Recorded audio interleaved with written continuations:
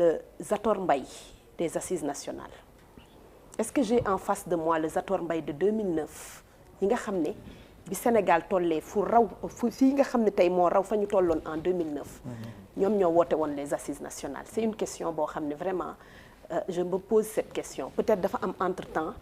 lu changé wala ñu changé nit ki ba mu mën a toog fii di défendre l'indéfendable. L'histoire retiendra que en 10 ans nit mën na changer gobewaat loo xam ne wala wàccu ba pare naanaat ko, parce que c'est ce que vous êtes en train de faire, monsieur le ministre. Defe naa bi ngeen di xeex bi ñuy xeex, parce que ce n'est pas l'apanage de l'AFP d'ailleurs que j'interpelle l'AFP qui était initiateur, defe naa même c'est Moustapha Niasse qui avait financé les assises nationales. Non, je termine. C'est le débat. Je termine. Tey bu ñu toogee fii des membres fondateurs des assises nationales taxaw di am ce genre de débat dañu war a interroger waat l'histoire pour xam ndax nous on ne se trompe pas de personne politique. Xam nga lan moo leen dal politique bi moo leen raw bu ñu toogee fii ñu naan lii ñuy waxtaanee intéressé wul Sénégalais yi mais ça intéresse les Sénégalais à plus d'un titre. Xam nga lu tax acquis démocratique yi ñu amoon li taxoon ñu xeex ba mu am le code consensuel li taxoon Abdoulaye Wade mën a nekk président li taxoon Abdoulaye Wade bàyyi le président Macky Sall mu nekk président mu nekk candidat d'abord parce que mënoon na ko téye en 2009 mënoon na ko tëj parce que quand on a parlé des fonds Taïwan les 8 milliards bu ko yóbbu woon prison defe naa tey du am pour nekk candidat ba di nekk le président du Sénégal. Donc Abdoulaye Wade est un démocrate, ce que Macky Sall n'est pas. Macky Sall, son jeu favori mooy te moo ko wax comment faire pour réduire l'opposition sénégalaise à sa plus simple expression. Foofu la juumee parce que gis nga état dafa war a am une opposition constructive, c'est ce que nous sommes. Les débats d'idées, c'est les partis d'opposition qui l'ont. Pastef a proposé dans le cadre du livre Solution, le président Ousmane Sonko a exposé sa vision. Mais quelle est la vision du président Macky Sall nan lay def pour mater mes oppositions, pour empêcher à des candidats ñu nekk électeurs. Mais vous êtes passé de 58%, supposé 58% aux élections de 2019 à 40 et quelques % ci élections législatives. Vous êtes largement minoritaire. Donc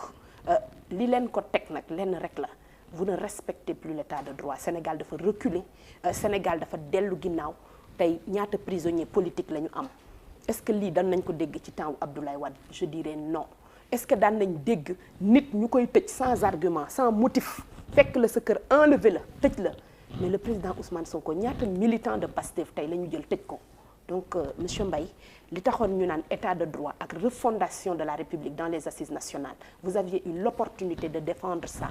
dans ce gouvernement où vous êtes et vous ne l'avez pas fait et vous ne vous prononcez pas si li nga xam ni tey da ngeen ko doon xeex démb. Monsieur Moustapha Niasse bi muy génn di xeex à l'Assemblée nationale en 2011 comme démb ci ñun lan la doon xeex injustice lan la doon xeex la constitution buñ ko laal lan la doon xeex le ticket présidentiel mais li ñuy xeex tey c'est les mêmes valeurs les valeurs de la République qui sont à terre. Un président omnipotent qui utilise la force de l'ordre di noot ay opposants am di noot population am di noot ay journalistes loolu la ñu am loolu mooy l'état actuel de la démocratie sénégalaise. Voilà ce qu'il en est aujourd'hui. Donc suñu toogee fii di jéem a xool yan leçon de morale la ñuy jox moi ça me fait rire parce que gëmuñu ko parce que démb dañu défendre le contraire tey ñuy wax l'opposé. Donc ça veut dire que on se demande à quel Zator Mbaye il faut se fier. Donc ça c'est vraiment pour revenir à ce que mes frères ont dit tout à l'heure. Gis nga fii fi mu ne nii Sénégal il faut reconnaître qu'il y a un décret divin boo xam ne yàlla moo ko def. Gis nga président Ousmane Sonko nañu jéem ci moom ndànk te xam ni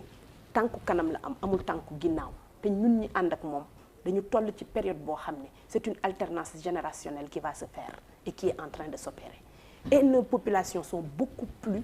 instruites, beaucoup plus conscients que ñun les politiques. Au contraire ñoo ñu raw démb li xew. ñu koy jéem a maquiller non dañuy xool état bi am na ay information mais bu amee ay information nañu ko jox ñu xam lan information la ñu war a mën a am. On est infiltré dans notre marche mais si on est infiltré BIP nekk fa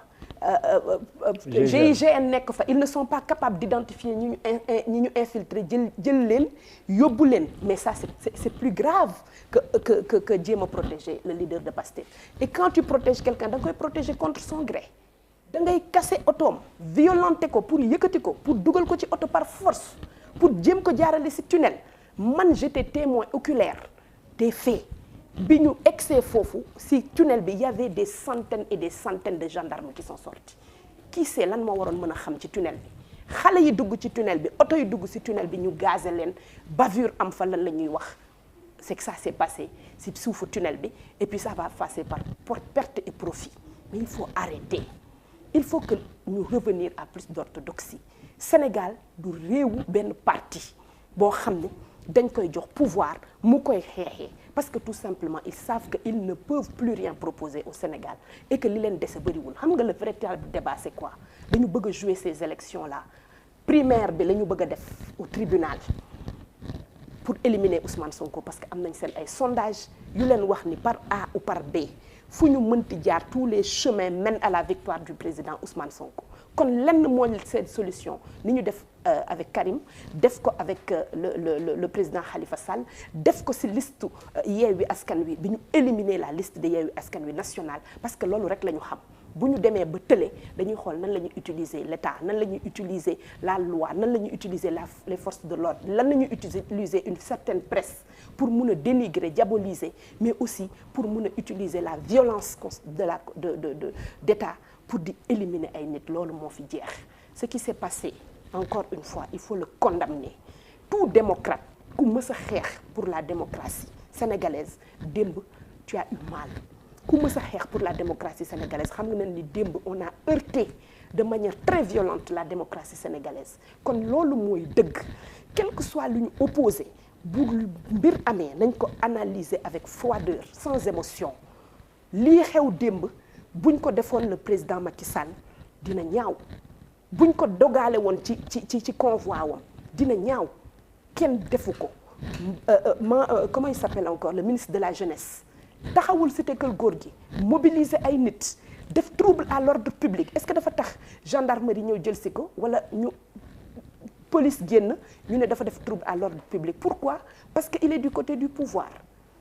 bi ñuy def seen meeting est-ce que dafa tax ñu génne les forces de l'ordre wala ñu tere leen wala leneen mais pourquoi à chaque fois que Pastef jóg yëkkati ne day teg un pas il faudrait qu'on utilise la force de l'État pour pouvoir lui interdire de faire ses manifestations politiques en tant que parti politique constitué un parti bu nga xam ne dafa organiser respecter lépp li nga xam ne moom la ñu teg les partis politiques di tenir ses réunions di déposer ses bilans amul lenn loo xam ne ñuy tëj say militants di saccager sa siège di persécuter sa leader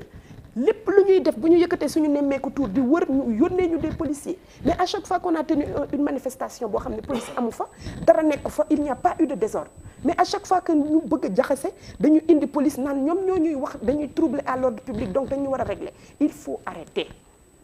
Sénégal waruñoo dem ba xam ne animosité mooy am entre les partis politiques et c'est ce qu'ils sont en train de faire parti Pastef aujourd'hui est devenu l'ennemi public numéro 1 du pouvoir et tous les moyens sont bons pour les éliminer ma leen wax rek ni Pastef n'est plus seulement un parti politique c'est une philosophie de vie gis nga foo dem ci dëkk bi d'est en ouest nord au sud au centre moo xam jaaykatu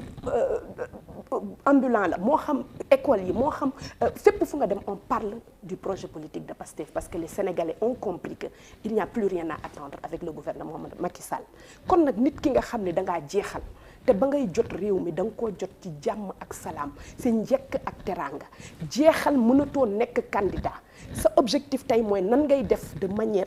illégitime à imposer ce candidat mais interdire aussi à un candidat légitime d'être candidat aux élections de 2024 bu ñuy tourner en rond le débat foofu le positionné wu tey tout ce qui est autour c'est des alibis si c'est pas ce procès ce sera un autre procès parce que le procès Adji Sarr est un avortement ñu ne nañu indi beneen ensuite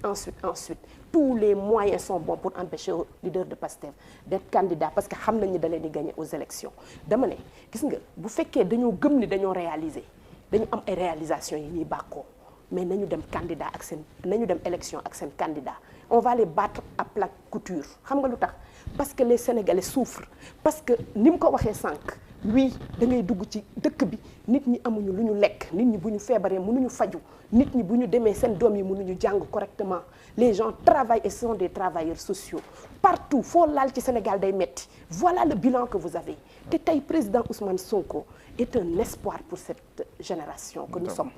un espoir de rupture un espoir boo xam ne dafa wax ak sénégalais lu ne jéem ngeen ko diaboliser nañ ko maltraité nañ ko traité nañ ko de salafiste monté nañ ay journalistes pour ñu bind tout le oil j'en passe dem nañ ba benn instant parti Pastef jéem nañ ko dissoudre par des communiqués tout simplement parce que sénégalais yi dañuy cotiser di ko jox seen xaalis parce que cotiser ça veut dire que je crois en ce projet je crois en cette vision loolu yëpp moo leen metti ñu ne nag léegi comme amatuñu ci moom pexe nañ xool nan la ñuy def ba utiliser la justice pour l'abattre du am Mansour Zator pas Zator Mohamed trop c'est trop te nous sommes arrivés maintenant à un point boo xam ne il faut qu'on revienne à l'orthodoxie républicaine l'orthodoxie républicaine mooy lan mooy dañu jëm dans une élection présidentielle et que nañu bàyyi ku war a doon candidat nga doon candidat le parrainage en 2019 ñu fi caaxaan pour éliminer des adversaires les listes qui ont été éliminées pour juste jouer sur li nga xam ne fa nga xam ne ils sont faibles ñu éliminer fa ay listes et aujourd'hui comment faire pour éliminer par des superfuges yoo xam ne dañ ko dugal ci constitution bi pour des diffamations pour des amendes de 2000 francs ñu foog ne mën nañu empêcher à quelqu'un comme le président de Ousmane Sonko le leader de Pastef avec ce qu'il représente dans ce pays mu doon candidat te Sénégal ñu koy bàyyee noonu kooku ku conscient dëgg xool di observer am un peu de bon sens war nga xam ne c'est quelque chose qui ne passera pas donc revenons à plus d'orthodoxie Sénégal moo ñu mag Sénégal moo mag Macky Sall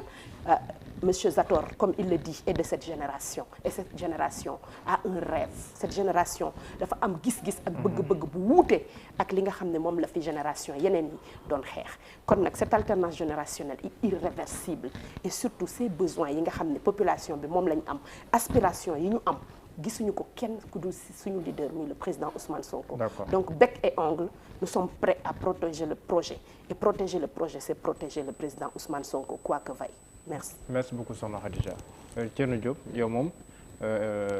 interpellé nañ fi moom lu woon ñaari yoon wala ñetti yoon donc ñaakul ne bëgg nga defaat ay leeral wala nga rebondir sur le débat yaay xool.